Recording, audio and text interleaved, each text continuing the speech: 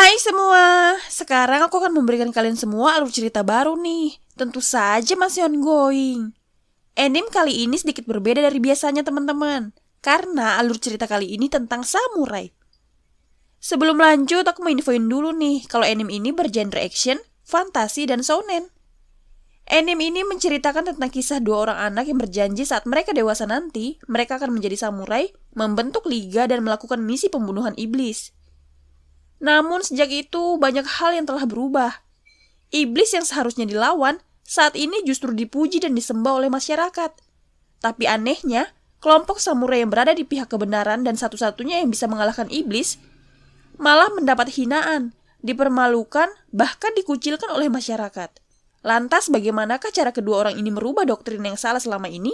Penasaran? Well, langsung aja ini di alur cerita dari anime Orient. Dahulu kala Hinomoto merupakan dunia para manusia. Namun era manusia berakhir setelah bentuk kehidupan yang disebut iblis muncul tiba-tiba. Para jenderal dari segala negara bertarung mati-matian. Bahkan orang yang terpilih untuk menghabisi para iblis juga turut bertarung secara terus-menerus. Orang terpilih inilah satu-satunya orang yang bisa menjadi tandingan setara untuk menghadapi para iblis. Dan mereka ini adalah geng samurai. Para warga sembah sujud memohon perlindungan kepada Tuan Iblis yang agung. Tak cuma itu, mereka juga diajarkan sedari kecil untuk wajib berterima kasih kepada Tuan Iblis saat sebelum mereka makan. Selain itu, mereka juga diarahkan agar saat dewasa nanti, mereka akan menjadi penambang dan menggali biji untuk Tuan Iblis. Wah, dunia ini benar-benar sudah gila. Salah satu yang menjadi tokoh utama dalam alur ini sedang berada di sekolah pelatihan penambang Tatsuyama. Ia bernama Musashi. Teman-teman seperjuangan dia di sekolah ini begitu memujinya. Pujian itu ia dapatkan karena dia begitu jago dalam menambang. Kemungkinan besar ketua penambang tahun ini pasti akan jatuh ke tangan Musashi. Selain latihan praktik, di sekolah ini juga diajarkan teori-teori yang salah. Para guru mengajarkan kalau samurai adalah orang yang jahat. Samurai juga adalah seorang monster yang memerintah seluruh Hinomoto sampai 150 tahun yang lalu. Katanya, samurai selalu mengandalkan sistem kekerasan dan identitas untuk menekan para penambang yang hidup dalam kesulitan. Anak-anak polos ini langsung termakan teori ini, namun tidak untuk Musashi. Ia justru yakin kalau samurai adalah satu-satunya keberadaan manusia yang bisa melawan iblis. Kemudian, Musashi teringat saat ia latihan pedang bersama sahabatnya. Sahabat Musashi ini bernama Kojiro. Kojiro mengatakan kalau pergerakan Musashi masih sangat kasar. Tak mau kalah, Musashi juga mengatakan kalau gaya pedang Kojiro juga tak kalah payahnya. Disinilah Musashi mendapatkan fakta penting yang selalu ia ingat dalam dirinya. Fakta tentang samurai. Dahulu kala Hinomoto ditempati oleh iblis. Para samurai terus bertarung melawan iblis sampai sekarang untuk mengembalikan kebebasan Hinomoto. Karena melihat betapa kerennya samurai, akhirnya kedua bocah ini berjanji akan menjadi samurai, keluar dari kota dan membasmi iblis bersama.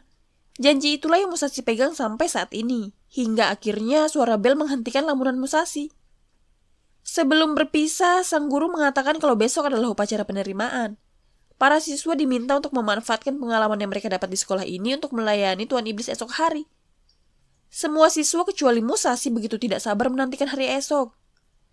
Ketidaksabaran mereka lebih mengarah ke bagaimana bentukan Tuan Iblis yang selama ini mereka sembah. Di akhir pembelajaran, mereka juga memiliki satu kegiatan yang rutin dilakukan, yaitu meneriakkan mimpi mereka dengan sangat lantang. Mereka pun berdiri dan mengucapkan menjadi penambang. Namun ada yang berbeda di sini. Musashi tidak mengikuti perintah. Walau dengan terbata dan belum cukup lantang, ia malah mengucapkan ingin menjadi samurai. Kegiatan sekolah hari ini akhirnya selesai. Sembari berjalan, Musashi tampak sedang memikirkan sesuatu. Rupanya ia sedang menuju ke kediaman Kojiro. Musashi langsung meletakkan tasnya dan duduk di samping Kojiro sembari meminta makan siang.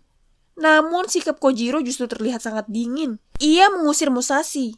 Tanpa basa-basi, Kojiro langsung memastikan kalau besok adalah upacara penerimaan kan? Musashi langsung mengatakan kalau dirinya terus begini, bisa-bisa dia akan benar-benar bekerja di tambang.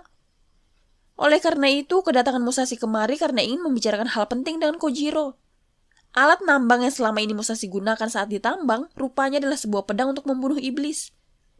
Dan ia langsung mengajak Kojiro untuk keluar dari kota dan membentuk sebuah geng samurai sama seperti janji mereka dahulu untuk membasmi para iblis.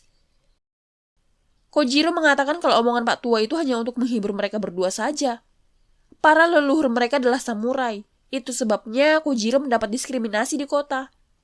Jadi sebelum ayahnya meninggal, beliau telah mengatakan kebohongan yang menyenangkan. Oh, jadi Pak Tua yang Kojiro sebut tadi itu adalah ayahnya.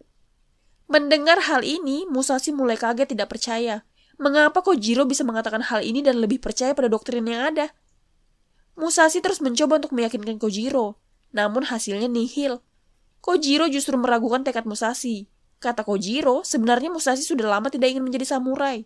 Ia jelas langsung dibantah Musashi. Kojiro kembali bertanya, lalu apa yang selalu kau teriakkan di sekolah? Kojiro terus menyudutkan Musashi. Bahkan ia sampai mengatakan kalau dia tidak percaya pada Musashi. Karena sudah merasa terpojok, Musashi langsung mengatakan kalau dia akan membuktikan keseriusannya. Kemudian ia pergi meninggalkan Kojiro. Ternyata semua yang Kojiro lakukan tadi hanya ingin membuat Musashi bisa menjalani hidup dengan normal. Rupanya diskriminasi seperti inilah yang dialami oleh Kojiro. Bahkan sedari kecil di sekolah Kojiro juga mengalami diskriminasi akibat identitasnya sebagai samurai. Wajar aja sih Kojiro bersikap begitu sama Musashi. Akhirnya Musashi meluapkan kekesalannya pada tanah berbatu ini. Ia benar-benar bertekad ingin membuktikan mimpinya ke Kojiro. Singkat cerita, tibalah hari penerimaan yang seluruh masyarakat tunggu-tunggu. Warga menyambut para siswa ini dengan penuh bahagia. Seluruh siswa tampak begitu bahagia, namun tidak dengan Musashi. Ia masih terus memikirkan perkataan Kojiro kemarin. Hingga akhirnya sampailah mereka di depan gerbang iblis. Kemudian mereka semua masuk ke dalam. Menurut penjaga gerbang, di balik gerbang ini merupakan tempat tinggal Tuan Iblis. Para siswa polos ini begitu tak sabar ingin masuk ke dalam. Namun Musashi justru ingin membuktikan tekadnya di sini. Ia ingin menyingkirkan iblis-iblis itu. Sebelum masuk ke dalam, para penjaga ini meminta seluruh barang bawaan siswa untuk ditinggalkan di sini. Bahkan senjata pedang kapak milik Musashi juga harus ditinggalkan. Dan akhirnya gerbang pun dibuka. Betapa terkejutnya para siswa polos ini melihat adegan ngeri yang terjadi di sini. Yang tadinya mereka disambut bak pahlawan, sekarang mereka disambut sebagai budak. Mereka semua dipaksa menggunakan sisa hidupnya untuk menambang demi untuk Tuan Iblis. Benar-benar kerja paksa ini namanya. Dan monster gendut besar inilah wujud dari Tuan Iblis yang selama ini mereka nantikan. Para siswa ini akhirnya menyadari kalau mereka selama ini ditipu. Dan ternyata Tuan Iblis yang disebut-sebut selama ini adalah seorang monster. Dengan lantang Musashi mengatakan kalau ia sudah mengetahui siapa sebenarnya Tuan Iblis itu. Dan ini adalah langkah pertama menuju mimpinya. Ia akan membasmi iblis-iblis ini. Saat akan menyerang, Musashi baru menyadari kalau pedang kapak miliknya tidak ada. Otomatis ia tidak bisa bertarung. Ia akhirnya mencoba untuk mengambil kapak yang tidak jauh dari tempatnya. Tentu saja itu tidak mudah. Iblis ini mulai menyerangnya. Di tempat berbeda, Kojiro tampak bimbang dengan perkataannya pada Musashi. Namun ia juga tidak bisa melibatkan Musashi dalam situasi ini. Hingga akhirnya Kojiro tidak sengaja menjatuhkan barang-barang Musashi yang lupa ia bawa tadi. Nampaknya ini buku catatan latihan Musashi. Namun ia begitu terkejut setelah melihat isi buku ini. Nah, kita balik lagi ya ke Musashi. Dengan sekuat tenaga, ia mencoba untuk melawan monster ini. Namun ia selalu gagal. Di sini Musashi juga menyadari kalau yang ia lakukan selama ini adalah salah. Salah karena telah menyembunyikan keinginannya yang ingin menjadi samurai. Karena kesalahan itu juga, Kojiro jadi tidak mempercayainya. Mulai dari sekarang, ia tidak akan mau menyembunyikannya lagi. Ia tidak mau menipu siapapun lagi. Musashi terus menyerang, walaupun ia selalu gagal. Dia tidak pantang mundur. Namun tak lama, ia sudah benar-benar tidak mampu lagi untuk melawan. Para penjaga di sini begitu menghinanya. Hingga tak lama, suara motor terdengar dan seseorang datang dengan menunggang Kitetsu, menabrak iblis yang akan menghabisi Musashi. Dia adalah Kojiro. Dengan kesal, ia melempar pedang kapak serta buku milik Musashi. Kata penjaga, kepemilikan Kitetsu adalah kejahatan besar. Mereka berdua harus dimusnahkan. Seketika itu juga, iblis gendut ini berubah menjadi iblis yang menyeramkan. Disinilah Kojiro baru menyadari kalau perkataan ayahnya memang benar. Karena sudah mendapatkan kembali senjatanya, kepercayaan diri Musashi meningkat berkali-kali lipat. Ia dengan pedenya akan membuktikan keseriusannya. Musashi mulai menancapkan ujung senjatanya ke tanah dan ia akan menggunakan tanah ini sebagai sarungnya. Kemudian ia menebas monster dengan putaran, yang mana ini adalah teknik hunusan pedang Kanemaki Isin. Semua orang yang melihat kaget tidak percaya. Eits, itu baru satu ya, masih banyak lagi nih iblis yang tersisa. Dengan tetap menghabisi iblis-iblis ini, mereka berdua malah bercerita. Kata Musashi, ia mengajak Kojiro untuk ikut bersama bukan karena dia takut melawan iblis sebanyak ini, namun karena dia tidak mau menjadi satu-satunya samurai yang ada di dunia ini.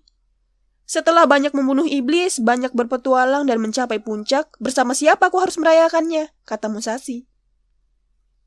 Bahkan makan saja terasa tidak enak kalau sendirian. Kemudian Musashi menyodorkan tangannya sebagai tanda untuk mengajak Kojiro berjuang bersama. Dan akhirnya Kojiro dengan yakin menerima ajakan Musashi. Akan tetapi saat itu juga, tiba-tiba di puncak gunung muncul cahaya merah terang yang membuat para penjaga dan iblis ini menyembah sembari menyebutkan Tuan Iblis Agung telah datang. Iblis Agung terkenal dengan iblis yang paling kuat di antara para iblis. Jangan-jangan ini bosnya para iblis nih. Tiba-tiba saja iblis yang ada di tambang ini mengamuk dan mengejar para manusia. Yang bisa menghabisi iblis-iblis ini hanyalah samurai. Wah, kalau begini sih petualangan serunya baru akan dimulai nih teman-teman. Nah, gimana? Alur ceritanya seru kan? Kalian wajib banget sih buat masukkan ke daftar list tontonan kalian. Kalau begitu alur cerita Musashi dan Kojiro sampai di sini dulu ya teman-teman. Jangan lupa untuk tonton terus kelanjutan alur cerita anime ini dan anime lainnya. Thank you. Bye-bye.